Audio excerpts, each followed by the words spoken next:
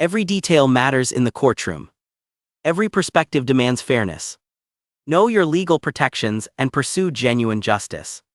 Ma'am, these look potentially fraudulent. You understand why we're stopping you? They're not fraudulent. They're my documents. Passport, driver's license, bar card. You can verify all of them. And your name, Mbala, you say? Sounds African. You got to prove you're a citizen. I am Justice Patricia Mbala of Sure the you are, Texas ma'am. I've heard it Supreme all. Court. Marcus! Yeah, you...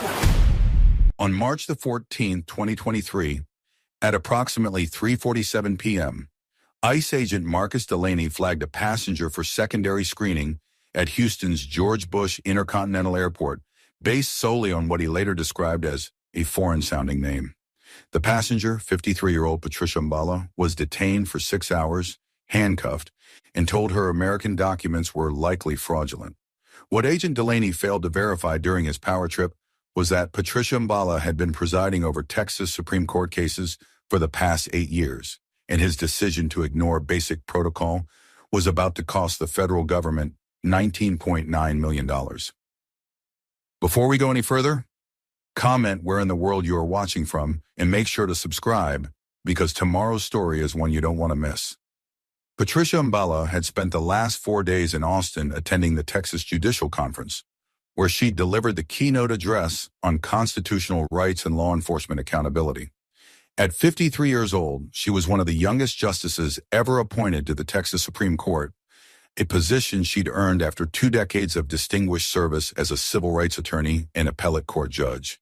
Her colleagues knew her as brilliant, meticulous, and someone who didn't tolerate the shortcuts when it came to the law. She'd argued cases before the U.S. Supreme Court, authored landmark decisions on voting rights, and had her face plastered across legal journals nationwide. But on that Tuesday afternoon, all she wanted was to catch her flight back to Houston, get home to her family, and maybe enjoy a quiet evening after 4 days of non-stop legal discussions. She was standing in the security line, her carry-on bag at her feet, scrolling through emails on her phone when a hand gripped her shoulder. The voice behind her was sharp and commanding. "Ma'am, step out of line, please." Patricia looked up to see a white man in his early 40s wearing an ICE badge clipped to his belt and an expression that suggested he'd already made up his mind about her. This was Marcus Delaney, a 12-year veteran of immigration and customs enforcement who had built his career on what he called instinct-based enforcement. His personnel file showed 47 complaints for racial profiling, all dismissed by his supervisors. He had a reputation among his colleagues for being aggressive, for pushing boundaries, and for believing that his badge gave him authority that superseded common sense. Patricia stepped out of line, assuming this was a random screening. She'd been through them before. "Is there a problem, officer?" she asked calmly. Delaney didn't answer immediately. Instead, he looked at the tablet in his hand, then back at her face, then at the tablet again. "Your name is Patricia Mbala?" he asked. She confirmed it was. "That's African, right? Where are you from originally?"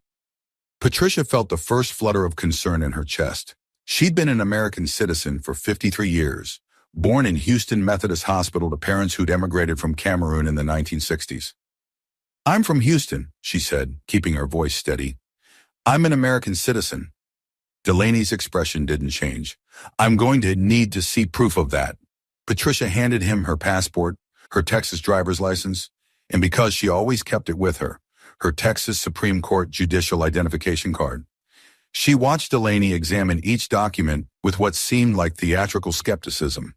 He held her passport up to the light, ran his finger over the embossed seal, and then looked at her like she'd just handed him a grocery store coupon. "These could be fake," he said flatly. Patricia blinked. "Excuse me?" Delaney was already radioing someone. "I need backup at security checkpoint 3. Possible fraudulent documents, potential deportation case." The word deportation hit Patricia like cold water. She'd spent her entire career defending people against this exact kind of overreach, had written legal opinions condemning law enforcement officers who violated constitutional rights, and now she was standing in an airport being treated like a criminal because of her name. "Officer, I'm a sitting justice on the Texas Supreme Court," she said, her voice firm but controlled. "If you verify my credentials through any official channel, you'll see that everything I've shown you is legitimate." Delaney looked at her with something between amusement and contempt. Ma'am, a lot of people try to talk their way out of these situations. I've heard it all. You're going to need to come with me. Two more ICE agents appeared, flanking her on both sides. Other passengers in the security line were staring now, some recording on their phones. Patricia felt the heat rising in her face, not from embarrassment, but from a cold, calculated anger that she'd learned to control in courtrooms. She knew exactly what was happening. She knew her rights were being violated, and she knew that Marcus Delaney had just made the biggest mistake of his career. But she also knew that resistance would only make things worse in this moment. So she went quietly, letting them escort her away from the terminal, away from her gate, and into a small detention room where the real nightmare was about to begin. The detention room was exactly what Patricia expected it to be. Gray walls, fluorescent lights humming overhead, a metal table bolted to the floor, and two plastic chairs that looked like they'd been salvaged from a high school cafeteria. Marcus Delaney pointed to one of the chairs and told her to sit. She did, placing her hands flat on the table in front of her, a habit she'd developed years ago in courtrooms to project calm authority. Delaney sat across from her, spreading her documents out like he was examining evidence at a crime scene.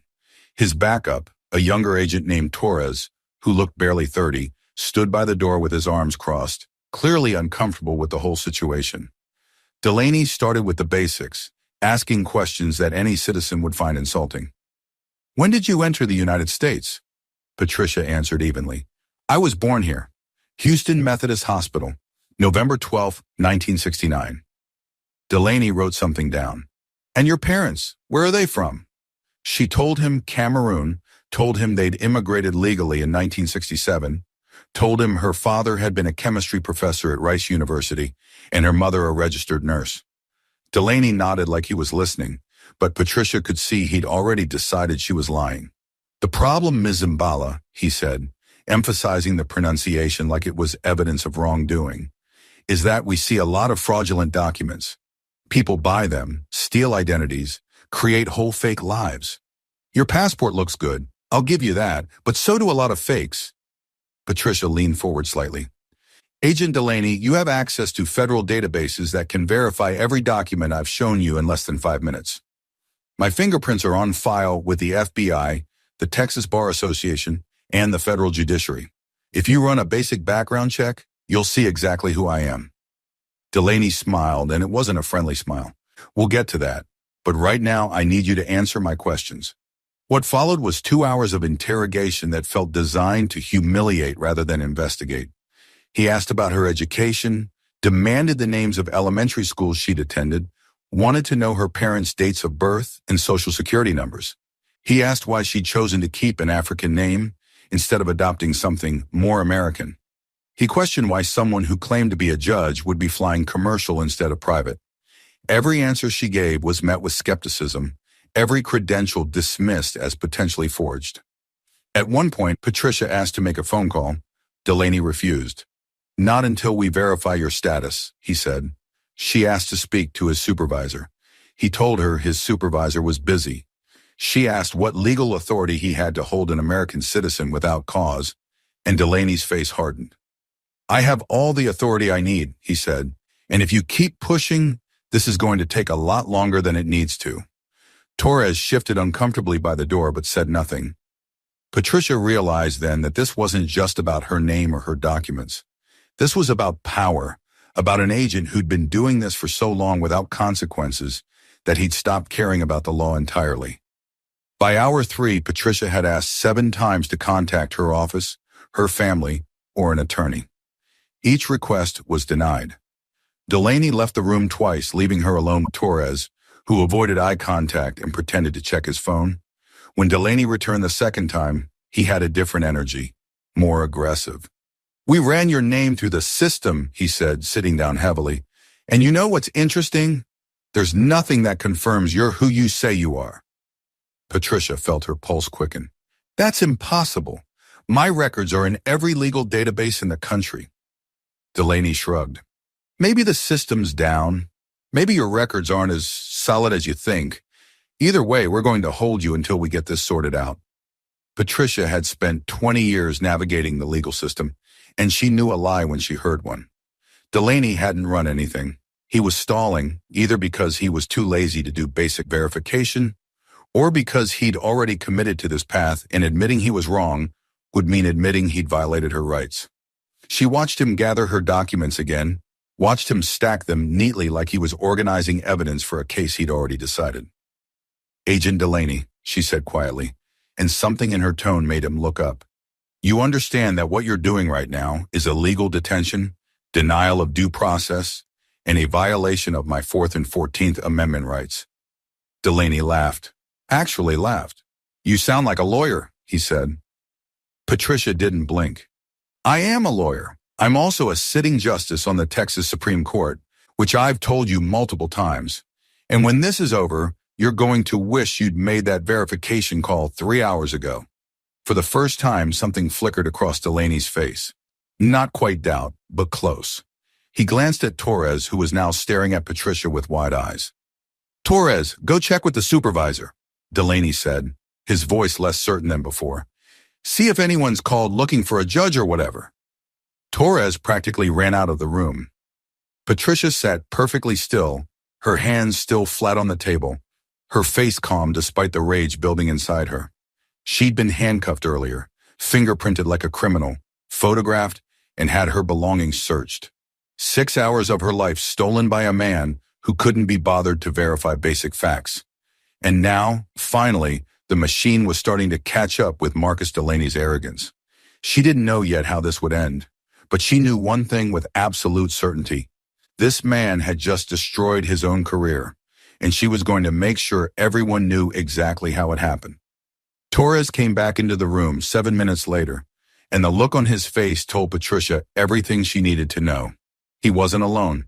Behind him was a woman in her 60s wearing an ICE supervisor's badge, and her expression was somewhere between panic and fury. She walked straight to Delaney, leaned down, and whispered something in his ear that made all the color drain from his face. Delaney's eyes went wide. He looked at Patricia, then at the documents on the table, then back at his supervisor, like he was hoping this was some kind of joke. The supervisor straightened up and addressed Patricia directly, her voice tight with forced professionalism. "Justice Mbala, I am so sorry for this misunderstanding. We had no idea." Patricia cut her off. "You had every opportunity to know. Agent Delaney had my judicial credentials in his hands for 6 hours. He refused to verify them. He refused to let me make a phone call. He refused to contact his supervisor. This wasn't a misunderstanding. This was deliberate." The supervisor's mouth opened and closed. Delaney was staring at the table now, his hands gripping the edge, like it was the only thing keeping him upright. What had happened during those 7 minutes was this. Torres had gone upstairs to the ICE supervisor's office and mentioned they were holding someone who claimed to be a Texas Supreme Court justice. The supervisor had immediately called the Texas Attorney General's office to verify, assuming it was nonsense.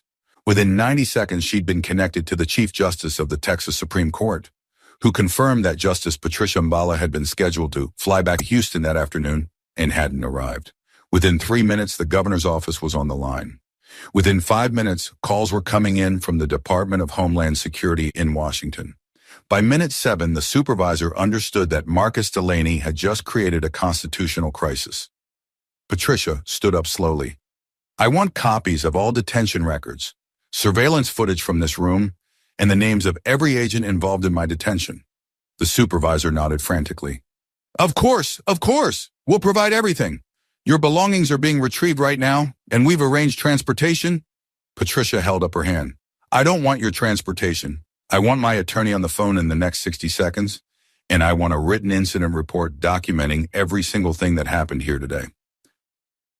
Delaney finally spoke, his voice barely above a whisper. "Justice Mbala, I apologize. If I'd known..." Patricia turned to look at him, and her eyes were cold. "If you'd known, you would have treated me like a human being? Agent Delaney, you had multiple opportunities to verify my identity. You chose not to because you'd already decided who I was based on my appearance, on my name and the color of my skin. That's not a misunderstanding. That's racism backed by a badge, And you're about to learn exactly what that costs. Patricia Mbala filed her lawsuit against ICE, the Department of Homeland Security, and Marcus Delaney personally on April 3, 2023, exactly 20 days after her detention. The complaint was 87 pages long and detailed every second of her 6-hour ordeal, supported by surveillance footage, witness statements, and internal ICE communications that her legal team had subpoenaed.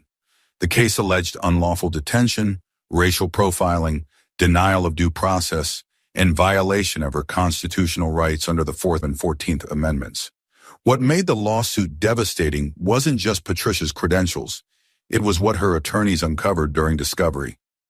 Marcus Delaney's personnel file revealed a pattern that ICE had been ignoring for over a decade. 47 formal complaints for racial profiling filed by passengers who'd been detained based on their names, appearance, or accents. Internal emails showed supervisors dismissing these complaints as routine friction and oversensitivity. Training records proved that Delaney had been flagged multiple times for skipping verification protocols, yet he'd never faced discipline.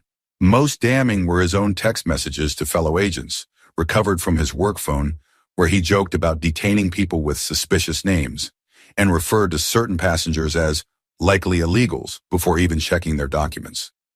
The trial lasted 3 weeks. Patricia testified for 2 days, walking the jury through every moment of her detention with the same precision she used on the bench.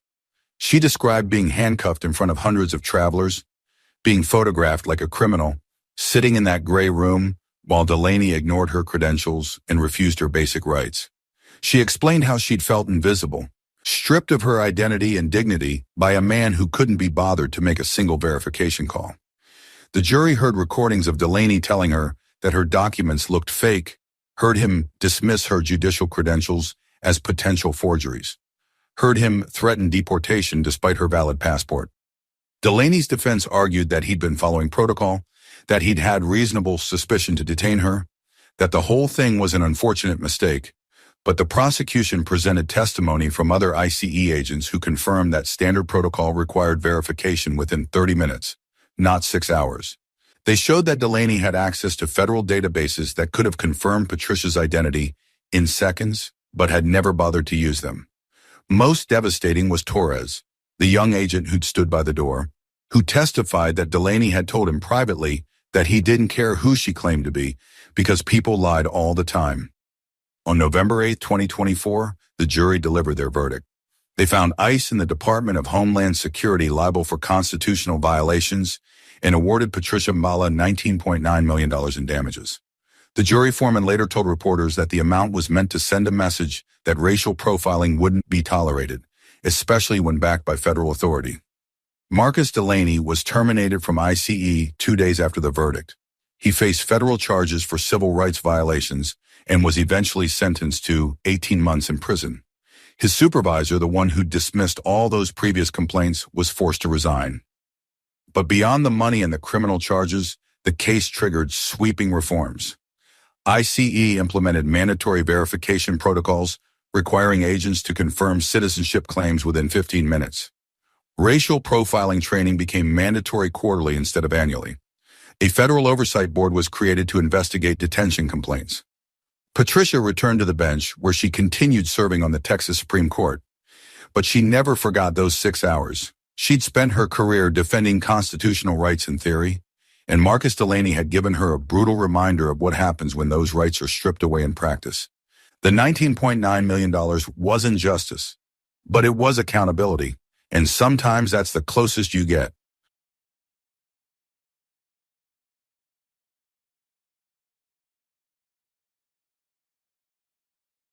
Accountability is a shared responsibility, and facts are your ultimate protection. We appreciate your time and commitment to verifiable truth.